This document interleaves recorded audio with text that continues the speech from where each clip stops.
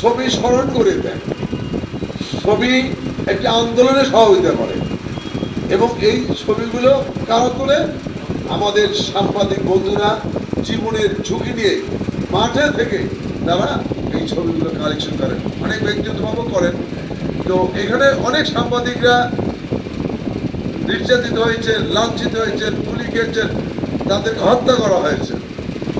কাজেই আজকে তাদের দেশ গড়া অবদান অনেক তাদের। আমরা বলতে চাই যে আমরা যাদের রক্তের মধ্যে দিয়ে আমরা এই দেশটাকে আমরা ফ্যাসিস্ট মুক্ত করতে পেরেছি, সেই সব শহীদদের আমরা শ্রদ্ধাভরে স্মরণ করি। যারা এখনো আহত আছেন, যারা সুচিকিৎসা বঞ্চিত, তাদের সুচিকিৎসার জন্য আমরা সরকারের কাছে নিবেদন করি এবং আল্লাহ পাকের কাছে আমরা প্রার্থনা করি দ্রুত আরোগ্য যাতে তা হতে পারে। সেজন্য আমরা পাশাপাশি এটি বলতে চাই, আমরা ফ্যাসিস্টের বিরুদ্ধে যেভাবে ঐক্যবদ্ধ হয়ে আমরা আন্দোলন করে ফ্যাসিস্ট সরকারকে উৎখাত করেছি, ছাত্র জনতা এবং সর্বস্তরের মানুষের ঝাঁপিয়ে পড়েছিল, তেমনি এই বাংলাদেশকে বিনির্মাণ করার জন্য আমাদের সকলকে ঐক্যবদ্ধ হতে হবে। আমরা যে চিত্র প্রদর্শনী করেছি এবং ভিডিও চিত্র প্রদর্শন করেছি, এইটা সরকারিভাবেও কিন্তু প্রদর্শিত হয়েছে। আমাদের কাছ থেকে পেনড্রাইভ নিয়ে তারা এটা করেছেন, এই জন্য তাদেরকে আমরা ধন্যবাদ জানাই।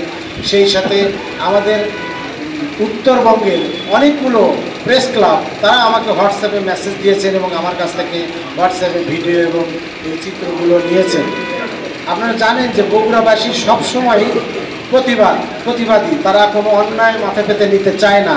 বিগত 17 বছরে ফ্যাসিবাদের যে শাসন কায়েম হয়েছিল বাংলাদেশে, সেই শাসন সেই রক্তচক্ষু উপেক্ষা করে বগুড়ায় যে আন্দোলন সংগ্রাম বগুড়ার ছাত্র জনতা গড়ে তুলেছিল, সেইটা আমরা মনে করিয়ে দেওয়ার জন্যই কিন্তু এই যে চিত্র প্রদর্শনী এবং ভিডিও প্রদর্শনীর আয়োজনটি করেছিলাম।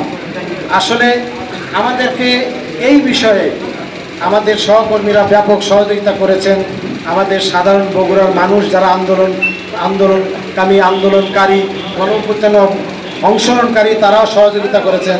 আচ্ছা, আমাদের এই 5 দিনব্যাপী আলোচিত ভিডিও প্রদর্শনী দেখে উদ্বুদ্ধ হয়ে, বিশেষ করে এখন টুবিসহ অন্যান্য টিভিতে প্রচারিত হওয়ার কারণে অন্যান্য প্রেস ক্লাব আমাদের কাছে ছবি দিয়ে পাঠিয়েছেন। সিরাজগঞ্জ প্রেস ক্লাব আমাদের কাছে ভিডিও ক্লিপ এবং স্ক্রিন ছবি আমরা পাঠিয়ে দিয়েছি, তাদেরকে প্রদর্শনে তারা ব্যবস্থা করেছেন, বগুড়ার আন্দোলনে তারা তুলে ধরছেন সেখানে। এবং আমরা আশা করি যে এটা আমরা একটা মাইল ফলক দৃষ্টান্ত হিসাবে সারা বাংলাদেশে স্থাপন করতে পেরেছি, যে ৩৬ জুলাইকে স্মরণ করার জন্য অন্যতম একটা মাধ্যম হতে পারে সেই সময়কার আন্দোলন সংগ্রামে কীভাবে উজ্জীবিত হয়েছিল সাধারণ মানুষ, জনতা, শিক্ষক, শ্রমিক, রিক্সাপুলার, তাদেরকে ভিডিও আলোকচিত্রের মাধ্যমে ধরে রাখা হয়েছিল, সেগুলোকে প্রদর্শনের মাধ্যমে আগামী প্রজন্মকে জানানোর জন্য আর কি। আমরা সেই বগুড়া প্রেস ক্লাব এটাই ব্যবস্থা করেছি সবাইকে দেখানোর জন্যে। কারণ মানুষ আমাদের সবসময় মনে রাখতে হবে, ইতিহাসকে ভুলে গেলে হবে না, কিন্তু ইতিহাস বিমুখ জাতি কখনো উন্নতি করতে পারে না।